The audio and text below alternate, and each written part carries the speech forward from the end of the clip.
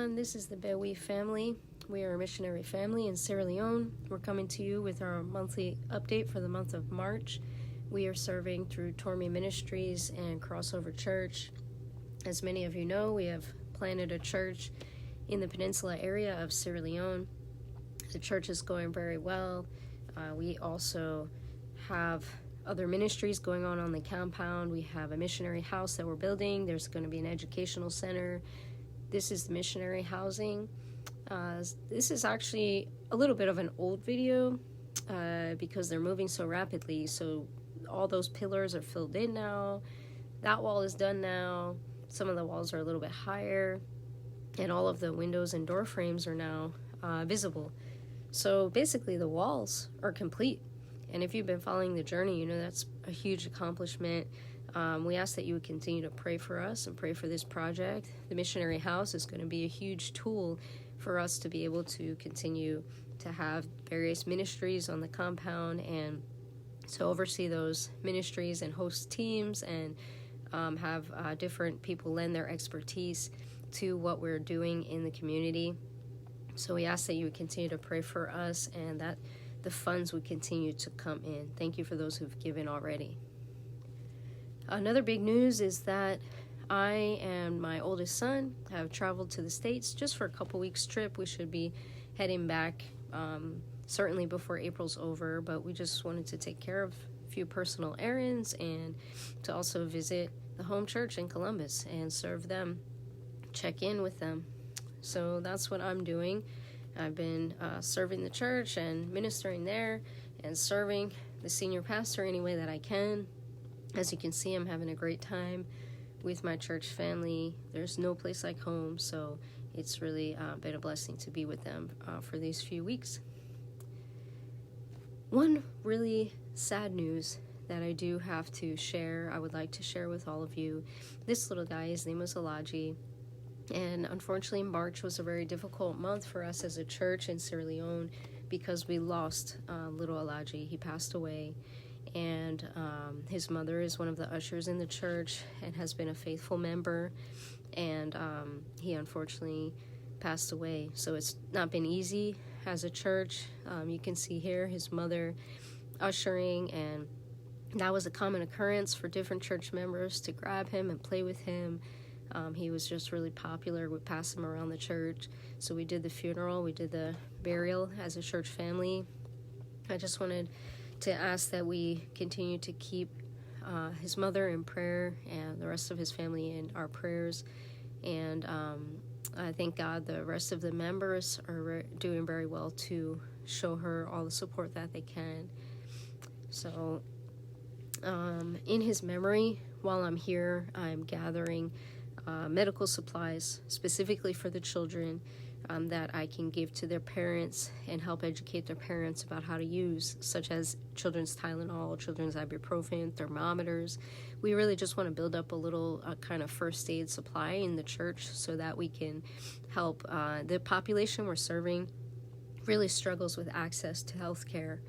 So that's one of the ministries we're working on in the future. So in the meantime, we're working on that project in his memory. Thank God on Easter there was joy in the house of the Lord again. So Easter Sunday, Pastor Peter and my other 3 children were serving the people and did a clothing giveaway. So we want to thank God for Crossover Church specifically that sponsored this and donated the clothes for us to give away to the people. It was really a blessing. And we thank God for the other individuals and ministries who also sent funds and were a blessing so that we could feed the people and provide little Easter gifts for the kids. So it was a great time. Everybody got something. All of the kids got specifically picked out clothing. So we thank God and we look forward to doing that some more. The last thing that we want to share or some interviews with some of the church members. Pastor Peter asked some of them to share their testimony. So as you listen to these, just think about the impact that you're making. We thank God for all of your lives, everybody who's giving, everybody who's supporting us, who's praying. We pray that you would continue to do so, and you would continue to see the impact that it's having on the lives of the people. God bless you. Amen. Amen. I'm here with Mata, Sister Mata. Mata actually started to come to the church right when we launched it. She's actually one of the choristers in the church. She's faithful here. So Mata is here with me. Mata, yes. How you doing? I do fine. Aha. Outside the church, I bless the thank you because of Duncan here. Not get church side of go. So God don't bless you. So not be no church not be there. Who sound at the attend around here? Oh, no church not be there. So God don't bless So now the you. first church this way don't come around this area. Yes. Yes. So you're happy for this church that we don't come. Wow. God don't Wow. bless you. Don't come here. So we don't can sacrifice with life for say with the choir. So tell God bless you. Thank you. Wow. Let Wow. God continue on life inside Jesus. Wow. Amen. Let God Amen. help you. Amen. Pastor, thank you. Pastor Peter, Pastor Harris. Amen. Amen. Amen. Amen. Amen. I'm here with one of the brothers, Brother John, and he is actually one of the workers. He works with the contractor here in the compound, and since we started the church, he's joined the church and he's faithfully serving the Lord here. So I've seen a lot of impact. I've seen a lot of good things that the Lord is doing in his life. I've seen growth in his life.